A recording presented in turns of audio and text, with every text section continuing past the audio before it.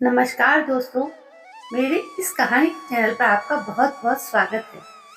भगवान राम ने धनुष तोड़ दिया, सीता जी को 7 फेरे लेने के लिए सजाया जा रहा था, तो वो अपनी माँ से प्रश्न पूछ बैठी।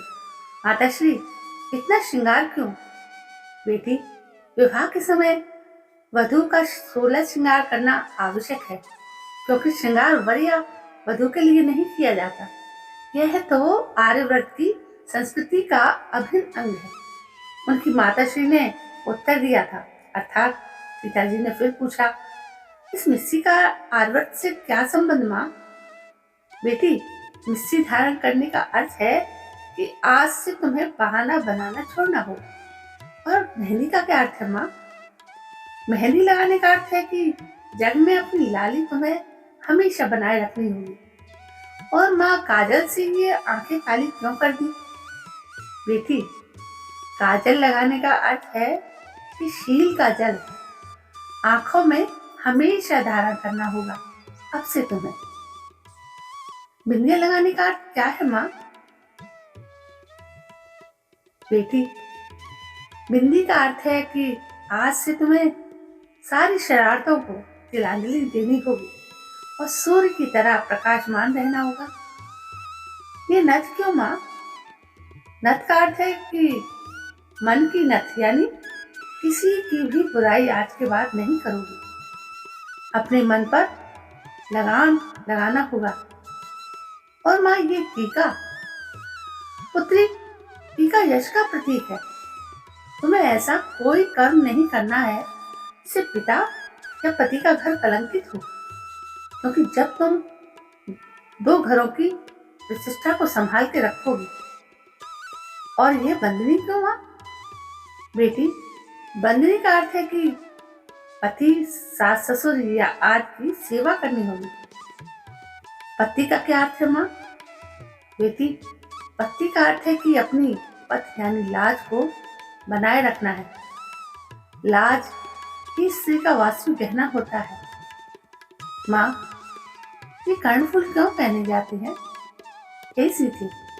कर्णफूल का अर्थ है कि दूसरों की प्रशंसा सुनकर हमेशा प्रसन्न रहना।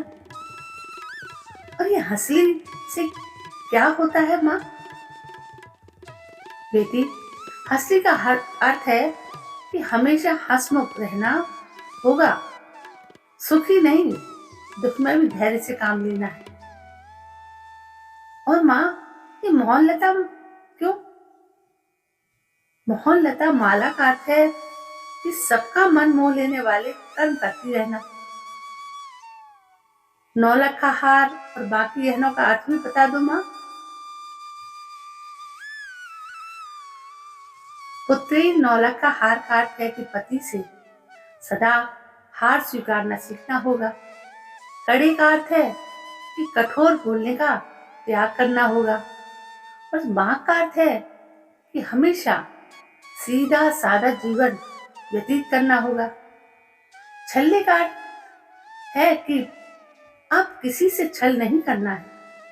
पायल का अर्थ है कि बूढ़ी बड़ियों की पैर दबाना, उन्हें सम्मान देना, क्योंकि उनके चरणों में ही सच्चा स्वर्ग है। और अंगूठी का अर्थ है कि हमेशा छोटों को आशीर्वाद देते रहना। जब सीता ने कहा कि माताश्री, फिर मेरे अपने लिए क्या श्रृंगार है? बेटी, आज के बाद तुम्हारा तो कोई अस्तित्व इस दुनिया में है ही नहीं। तुम तो अब से पति की परछाई हो। हमेशा उनके सुख दुख में साथ रहना, वही तेरा श्रृंगार है। और उनके आधे शरीर को तुम्हारी परछाई ही पूरा करेगी। हे राम, कहते हुए सीता जी मुस्कुरा दी। शायद इसलिए भी कि शादी के बाद पति का नाम भी मुझसे नहीं ले सकेगी, क्योंकि अर्धांगिनी होने से तो स्वयं अपना नाम लेगा तो लोग क्या कहेंगे। तो दोस्तों, ये थी रामायण की एक बहुत सुंदर कहानी कि जब सीता माता ने अपनी माँ से इन श्रृंगार में गहनों को पहनने के कारण पूछे, तो माँ ने बहुत ही सटीक उत्तर दिया। ये आज की नारी भी इसे निभाती है।